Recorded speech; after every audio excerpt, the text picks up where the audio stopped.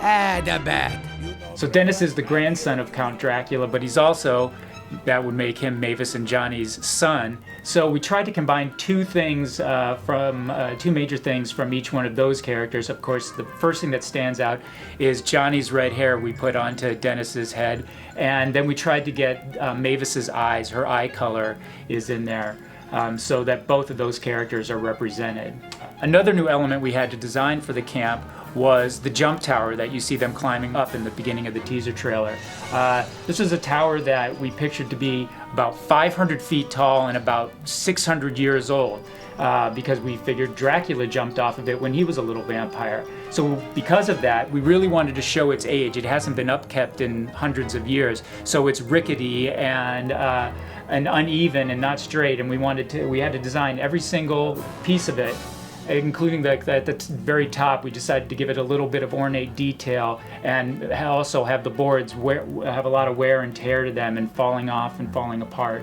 So just as we had to design the jump tower, we actually had to design how it was going to break, how it was going to fall apart, so that we knew when it eventually came over and smashed into a billion pieces, we had to design how those pieces were going to break apart, and subsequently how each cabin, when Frank runs into them, was going to burst apart, and the main house, how that was going to break apart and catch on fire. All that had to be thought out and designed so that the digital artists knew how much destruction we were looking for.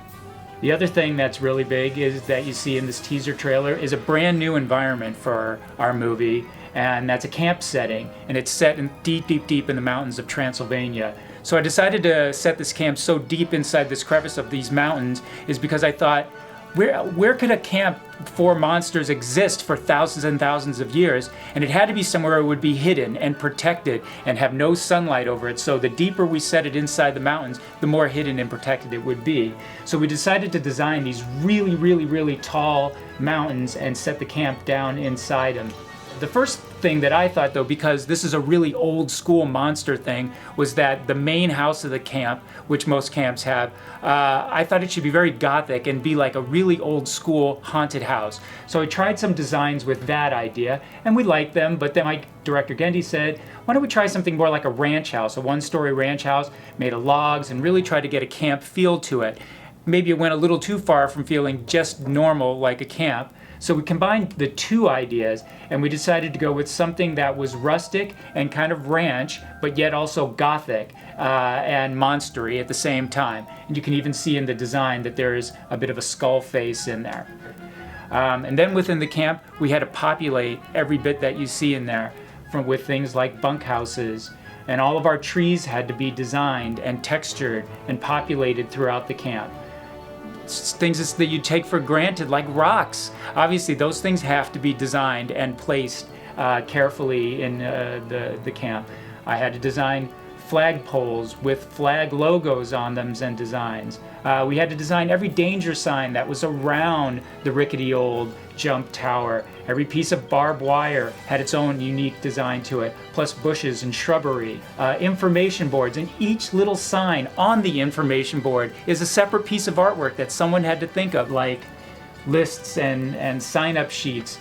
We have a T-Mouse sign-up sheet that has the name of every single Viz Dev artist on my team on there. I put my cat's name on the flower identification chart. So those are the fun kind of stuff that you get to do when you're designing things, but it shows that everything has to be thought out and everything has to be designed down to the smallest detail. Toward the end of the trailer, you see a lot of children all holding marshmallows and sticks that they want to go run towards the fire with. So each one of those kids had to be individually created. All of their hairstyles, their clothing, the little logos on their clothing, their shorts, their sneakers, everything had to be built, styled, and designed and textured in the computer, down to the marshmallow sticks that they're holding. You have to design a stick, you have to design the marshmallows.